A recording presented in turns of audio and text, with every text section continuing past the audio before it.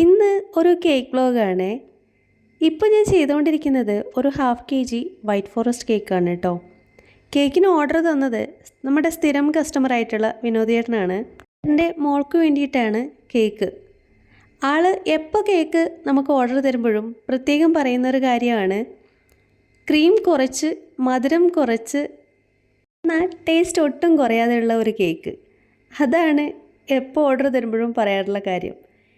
ഞാൻ കേക്ക് ചെയ്യാൻ തുടങ്ങിയ കാലം മുതൽ വിനോദേട്ടൻ എൻ്റെ കസ്റ്റമറാണ്. 2 പെൺമക്കളാണ് വിനോദേട്ടനുള്ളത്. അവരുടെ ബർത്ത്ഡേക്കാണ് ഓരോ പ്രാവശ്യം കേക്ക് എടുക്കാറുള്ളത്. അമ്മയുടെ ബർത്ത്ഡേ വരുമ്പോഴും കേക്ക് എടുക്കാറുണ്ട്. ആദ്യമൊന്നും കേക്ക് ഓർഡർ തരുമ്പോൾ ഇതേപോലെ ഡിസൈനൊന്നും തരാറില്ലായിരുന്നു കേട്ടോ. ഇപ്പോൾ മക്കൾ വളർന്നപ്പോൾ അവരാണ് ഡിസൈനൊക്കെ സെലക്ട് ചെയ്ത് എനിക്ക് അയച്ചു തരുന്നത്. ഡിസൈൻ സെലക്ട് ചെയ്ത് കഴിഞ്ഞപ്പോൾ ചേട്ടൻ എന്നോട് പറഞ്ഞു, വലിയ പൈസയാവില്ലേ, എൻ്റെ ബഡ്ജറ്റിലൊക്കെ ഇത് നിൽക്കുമോ എന്നൊക്കെ. അത്യാവശ്യം ചോക്ലേറ്റ് ലോഡഡ് ആയിട്ടുള്ള ഒരു കേക്കായിരുന്നു കേട്ടോ ഡിസൈനിൽ തന്നിട്ടുണ്ടായിരുന്നത്. എന്നെ സമാധാനിപ്പിച്ചു. കേക്കിൻ്റെ റേറ്റും എക്സ്ട്രാ വരുന്ന ആ ചോക്ലേറ്റിൻ്റെ റേറ്റും മാത്രമേ ആവുള്ളൂ. പക്ഷെ പണി കിട്ടിയത് എവിടെയാണെന്നറിയാവോ? ദാ ഇവിടെ. ഇപ്പം നല്ല ചൂടല്ലേ, വെയിലത്തിറങ്ങിയാൽ പൊരിഞ്ഞു പോകുന്ന പോലുള്ള ചൂട്. ഈ ചൂടത്ത് പോയിട്ട് നമ്മൾ ചോക്ലേറ്റ് വാങ്ങിയതാണ്. തിരിച്ച് വീട്ടിലെത്തിയപ്പോഴത്തേക്ക് ദാ ഈ അവസ്ഥയായി. ശരിക്കും ടെൻഷനായിപ്പോയി കേട്ടോ.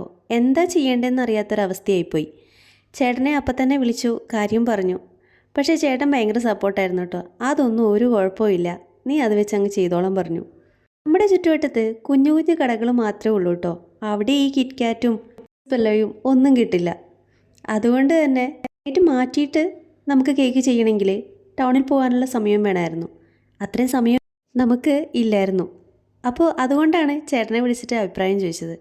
ചേട്ടൻ സപ്പോർട്ട് ചെയ്ത അവസ്ഥയ്ക്ക് നമുക്കിത് വെച്ച് തന്നെ അഡ്ജസ്റ്റ് ചെയ്യാമെന്ന് വിചാരിച്ചു. അങ്ങനെ പാതി അലിഞ്ഞ ചോക്ലേറ്റിലാണ് കേട്ടോ ഇപ്പം നമ്മൾ ഈ കേക്ക് ചെയ്തെടുത്തിരിക്കുന്നത്. കേക്കിൻ്റെ പേയ്മെൻറ്റ് ചെയ്യാനായിട്ട് എത്രയായെന്ന് ചോദിച്ചപ്പോൾ ആ പേയ്മെൻറ്റ് പറഞ്ഞപ്പോൾ ചേട്ടൻ ചോദിച്ചു, ഇത്രയായുള്ളോ, അത് മതിയോ എന്നൊക്കെ. ഞാൻ പറഞ്ഞു, ഒത്തിരി കുറഞ്ഞു പോയെങ്കിൽ കുറച്ച് കൂടുതൽ തന്നേക്ക്.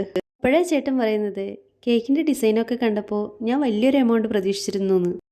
കസ്റ്റമൈസ്ഡ് കേക്കിലെ എന്താണോ അധികമായിട്ട് നമ്മൾ ആ കേക്കിൽ യൂസ് ചെയ്യുന്നത് അതിനനുസരിച്ച് മാത്രമേ നമ്മൾ ഹോം ബേക്കേഴ്സ് ക്യാഷ് എടുക്കാറുള്ളൂ.